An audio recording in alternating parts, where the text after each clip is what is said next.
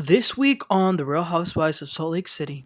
She is a liar. Don't call my wife a liar. She's a liar, She's Justin. not a She's liar. a liar. She's not a liar. She's a liar. Ease up.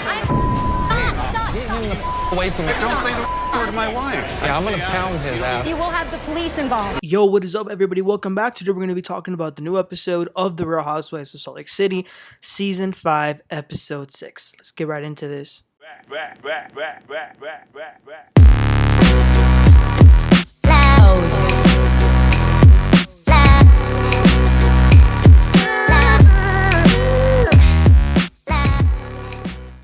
Wow, you guys, what a hell of an episode this was. Like, it went by so fast.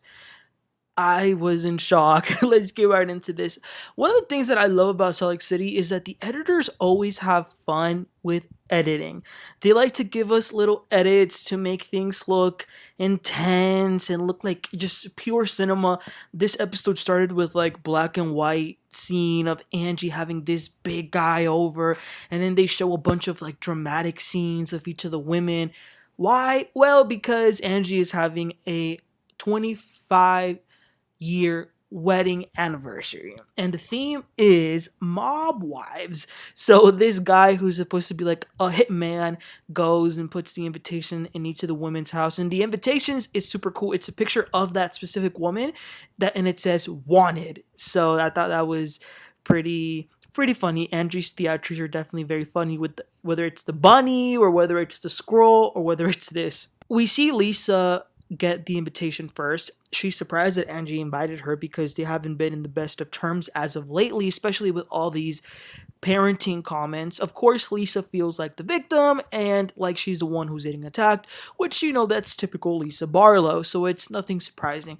Lisa, her husband, and her younger son FaceTime her oldest son who's in Colombia in his mission, and they're checking up with him and just in general, but also because he recently had like a stomach ache.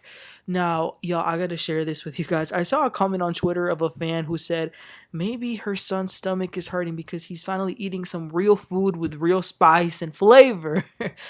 Obviously, I hope he's okay, obviously, but I just thought that was pretty funny, you know, given what we know of how Lisa feeds her and her kids. Okay, so then we see Whitney, who cited Meredith at this nice little restaurant. Whitney wants to apologize for the way she got into it with Meredith in Milwaukee. But here's the reason Whitney is doing it. Whitney tells Meredith that she's sorry because upon further investigation, she found out that it was actually Lisa who's been talking bad about her store. So in Whitney's mind, she's like, it's actually Lisa Barlow who started the rumor about her buying cheap Alibaba products. She planted some articles and she obviously threw away the necklace. So it's all Lisa, not Meredith, hence why she's apologizing.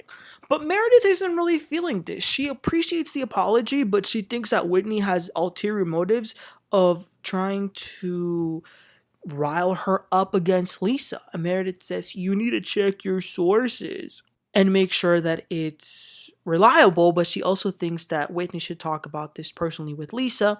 And Whitney's like, no, I totally get you, but all signs are pointing to her. I will say, wow, I guess that when Meredith said that her and Lisa were trying to fix things and like be friends again, she truly must have meant it because she has been very, very loyal to Lisa this season. Okay, so then we see Mary Cosby in her mansion. I love her house. She's having company over, but we see Robert Jr. and his wife getting into the house. It's the first time that they show his wife. She's like this young white girl, but he's too young to be married. And I really feel bad that he's being caught on camera this season in this specific state. If you read between the lines, I think you'll understand what I mean by that. I just feel so bad for Mary because we know that she loves her son so much like no other. So it's really sad. Then Bronwyn comes over. That's who she was having over. Bronwyn and Mary, they clicked right away when they met. So in this scene, Bronwyn is filling Mary in on the situation that she's going through with her daughter and the grandparents, all the stuff that we learned about last episode. Mary then becomes very vulnerable, you guys. She lets us know that her son, just like Bronwyn's daughter, has also never met his grandparents. Furthermore, Mary doesn't speak to her mother because she says that her mom is all about herself. I have always had a really soft spot for Mary since season 1 because I feel like there's incredible sadness that she has. And learning more about her mom makes a lot of sense as to why that is. But then they get into the mess of it. So Bronwyn says that she hasn't really been appreciating Heather Gay's behavior. She's noticing that Heather is very messy. And Mary's like, oh yeah, I've clocked that too. She's got two faces and she needs to work on that. Heather leads on lies. It was super funny also because as they're talking, the phone rings and Mary still has a landline. But with Heather, I will say, I've always liked Heather. Even last season, I'm going to be honest, I was team Heather. But this season, I'm noticing that she's very two-faced, like Mary says. So that's what this scene was about. I really liked this Mary and Bronwyn duo. The next day, everyone is getting ready for Angie's mob party. I love Angie's house. She definitely threw a great Easter party last time. That's one of the things that I loved about Jen Shaw was her house party. So I'm glad we're still getting some house parties. Meredith was invited. Angie is starting to like her a little bit more, but Angie's husband is definitely skeptical. And I mean, can you blame him? At the end of the day, it was Meredith that did kind of get the ball rolling on all these rumors about him, but it's nice that Angie is willing to turn the page, even though Meredith was throwing all sorts of shade in her confessional. You know, I really feel like as each episode of this season goes by, I feel like Meredith is becoming really like unnecessary. Anyone else feeling that? Let me know. But she was a little necessary in this episode because Meredith also tells when she sees Whitney, like the first thing that she does, she wasn't even in there for like 2 minutes, and she tells Whitney that she needs to talk to Lisa about the whole situation with her business as soon as she gets there, guys. So Meredith is messy as hell too. Delusional Britney brought a date to the party, a new man. His name is Aaron, and guess who knows him? Looks like Heather went on a date with him and kissed him. And you guys, Mary Cosby goes up to them and she says to him, "Hi, Jared." And they're like, "No, it's not Jared, it's Aaron." But I mean, how can they not be confused thinking that was Jared Osmond, since that's the only man Britney always talks about. So Angie gives a little speech about her 25 years of being married. Angie's dad was there and he also spoke. Listen, at the end of the day, I don't know if the rumors about Angie's husband are true.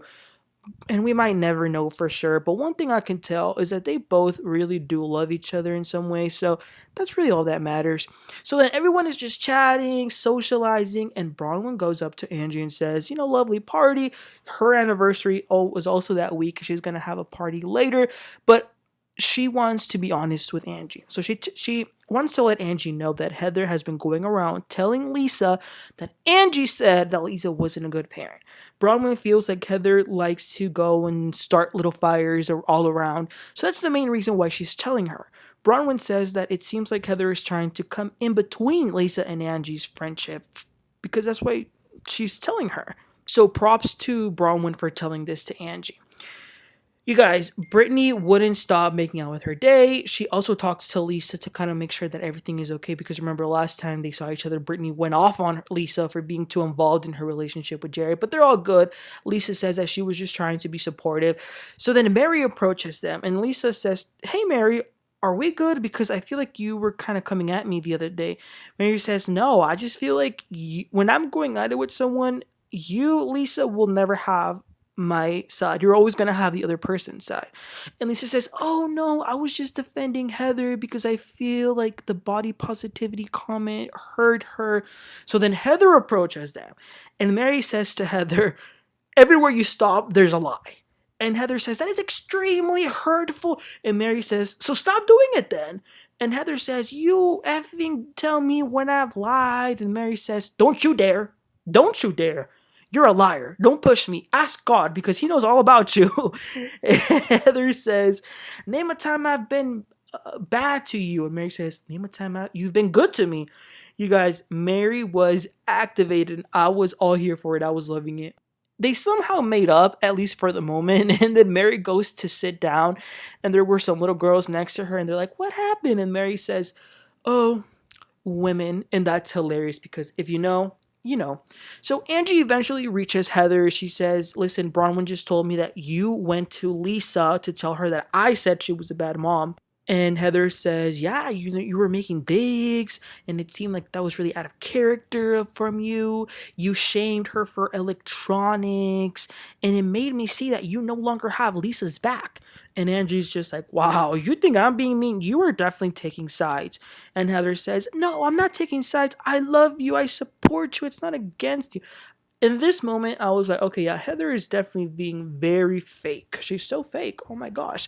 So then they go to Bronwyn. Now, Heather is trying to turn this on Bronwyn. She's like, why are you getting in between me and Angie's relationship? And then she gets mad and walks away. Oh my goodness. But it was funny when, Bronwyn and Angie were coming at Heather. She walked away. I was just like, what's happening, Heather? Cat got your tongue. But wait, you guys. This was the party that kept on giving. Jared Osmond walks on into the party. He strolls on in, saying hi to everybody. Heather's like, hey. Britney was shocked. Turns out Whitney's husband, Justin, invited him. First of all, Justin, who the hell are you to be inviting people to a party? You were invited. Who the hell what? So now Britney's in tears. Her date, Aaron, is feeling awkward. Also, I thought Heather was supposed to be Britney's friend, but in this moment, she was nowhere to be seen next to Britney. The only ones that were kind of comforting Britney were Lisa and Bronwyn. Then you got Angie over here, like all over this guy, practically feeding him. What the hell? Is this guy really that important? Like, what's going on? Lisa then convinces Britney to go talk to him, so they go outside, and he tells her that he came here because he loves her. So now poor Britney is even more confused. This guy is deaf. I mean, don't get me wrong, I think Britney's pretty dumb. The age that she is and how delusional she is, like, come on, wake the hell up. But this guy's definitely playing her. He's definitely toying with her emotions. And the fact that we keep seeing him now for a second time, in the words of Vicky Gumbelson, get him off my show. Okay? I don't want to see him no more. But wait, there's more. Remember those infomercials? But wait, there's more. Whitney goes up to Lisa. She brings up how Lisa left the necklace in the hotel in Milwaukee. Lisa says that it was an accident, but then Whitney cuts to the chase. She tells Lisa that she did some digging and found out that Lisa was the one that leaked this story and the person that was planting it. Lisa then starts screaming like a lunatic. It wasn't me, I didn't do it. I'll sue whoever said that. She starts dropping the F-bomb. Shut the F up. I didn't do that. You're making it up. Give me names. She then gets her phone and starts calling some guy named Shah, her cybersecurity guy, and she's asking for him to get the police involved. I was like, not the police, and not just the Salt Lake City police, but the LA police. It was hilarious in the sense that it was so ridiculous. Like, Lisa, do you realize how ridiculous you sound threatening to call the police on some dumb drama? Oh my goodness. And she was just going off. Lisa then goes up to Justin and she says, your wife's a liar. I don't know how you deal with her. And Justin says, she's not a liar. Don't call my wife an effing liar. Then John, Lisa's husband, starts pushing Justin. He's like, don't say a word to my wife. So then Whitney and Lisa have to separate them. Oh my gosh, that's where the episode ended. Wow. But I'm sorry, John. Your wife can't go up. First of all, your wife was acting a whole hot mess at a party full of people. So get your wife under control. But second, your wife can't go out to a man and say to him, your wife's a liar, and how do you deal with it, and not expect him to not defend his wife. Like, what the hell? Just because you're standing over there like, just standing there, that doesn't mean other men are just going to stand there and not say nothing. Like, I'm going to have to say, if I were in Justin's position, if some crazy woman came up to me and said that my wife's a liar, I'll probably say, don't call my wife a liar. I would probably do the same thing as Justin. But wow, you guys, definitely a great episode.